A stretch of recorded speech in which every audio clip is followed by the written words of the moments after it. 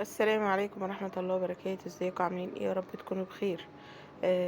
برحب بكل حد يعني مهتم معايا بالقناة او بيعلق على الفيديوهات او بيشاركني رأيه.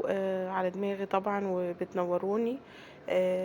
ويا رب تكون القناة هادفة، ويا رب اكون بحاول اقدم اي حاجة مفيدة او اشارككم بعض الموضوعات المهمة اللي تهمنا كلنا. آه، طبعا قبل ما ندخل في الموضوع الأول بنقول بسم الله والصلاة والسلام على رسول الله. اللهم صل وسلم وبارك على سيدنا مولانا محمد وعلى آله وصحبه وسلم أجمعين. برضو فضلا كده وليس أمرا، أتمنى لو أول مرة تشوف الفيديو بتاعي النهاردة أو أول مرة تشوفوا قناتي ما تبخلوش عليا باللايك والاشتراك يا أحلى أخوات في الدنيا.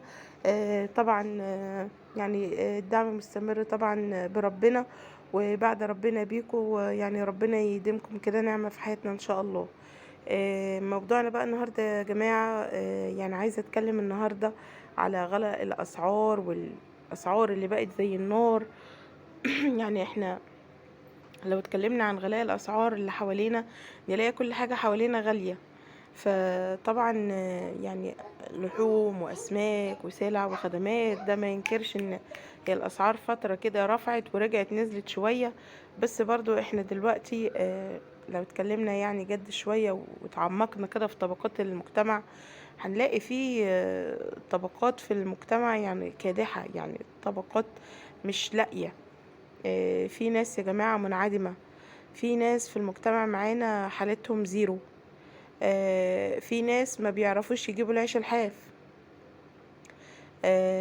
الغلا، أنا بشبه الغلا بوباء فاحش بيلتهم الناس الضعيفة أو الناس اللي هي حالتها على قدها. آه، يعني أتمنى ان الرخاء يعم والاسعار تنزل. يعني طبعا كل سنة وانتم طيبين، احنا داخلين على موسم العيد الكبير. يعني ينعاد علينا وعليكم بالخير يا رب العالمين، اللهم امين. موسم بقى اللحمة والناس بقى اللي بتجيب الأضحية والحاجات دي. فطبعا انتوا عارفين يعني كل يعني الأضحية واللحوم والحاجات دي غالية، يعني غالية، في ناس مش قادرة والله. فربنا يكون في عون الناس دي، يعني الناس اللي هي مش قادرة دي. ربنا يكون في عونها وربنا يرزقها من حيث لا تحتسب، اللهم امين. وندعو كده ربنا ان ربنا يفكها على الجميع. ربنا يرزقنا جميعا الخير كله. يا رب تكون السنين الحالية لينا والسنوات اللي جاية كلها تكون خير ورخاء ورضا من الرحمن علينا، وتكون سنوات ميسرة على الجميع يا رب. وربنا ييسر امورنا جميعا، ويا رب يجعل الحاجات اللي احنا محتاجينها جميعا في متناول ايدينا، على قد دخلنا. او يعني انا بتكلم يعني ممكن يعني ابسط مثال هتكلم عليه النهارده الموظف. آه، يعني في موظف دخله 5000 جنيه، في موظف دخله 4000 جنيه. طبعا احنا بنتكلم في الفيديو ده بنخص بيه اللي هي الطبقات اللي هي الطبقة الدنيا من الهرم السكاني.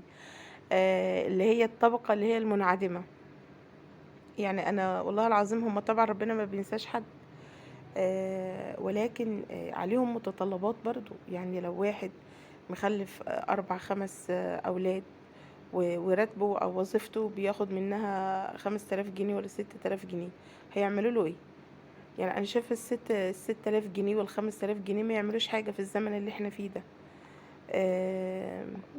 فطبعا يعني بصراحه الموضوع يعني مؤذي نفسيا. يعني لو فكرنا فيه نلاقيه مؤذي نفسيا. يعني احنا الحمد لله، اللهم لك الحمد والشكر. كل واحد طبعا لما بيبص للي هو اقل منه شويه بيحمد ربنا ويتذكر نعم ربنا عليه. يعني احنا دايما لو هنبص للي اقل مننا هنتذكر نعم ربنا علينا، ولكن لو حد فينا بص للي اعلى منه هيتعب. لازم يعني يكون في قناعة علشان خاطر ربنا يرضينا، وعلشان خاطر نكون عايشين حياة سعيدة، نكون سعداء في حياتنا، نكون مبسوطين باللي ربنا قسمه لينا. انتوا فاهميني؟ يعني يعني نحاول نأقلم نفسنا على اللي ربنا مديهولنا. واي نعم ممكن اللي يكون جاي ما مكفيش، بس والله العظيم بستر ربنا وبكرمه ربنا بيبارك. يعني لما يفوت علينا الشهر واحنا ما رحناش للدكتور، فده بيكون بركة ورزق من عند ربنا، ربنا بيبارك لنا في رزقنا. لما طفل ربنا ينعم عليه بالصحة والعافية طول الشهر ما يتعبش ويروح لدكتور او نجيب علاج، او لا قدر الله يحصل مشكلة في البيت، او لا قدر الله يحصل عطل في البيت، ده بيكون ستر من عند ربنا ونعمة ربنا رزقنا بيها. فهي دي البركة اللي ربنا بيباركها لينا في رزقنا. انتوا فاهمين قصدي؟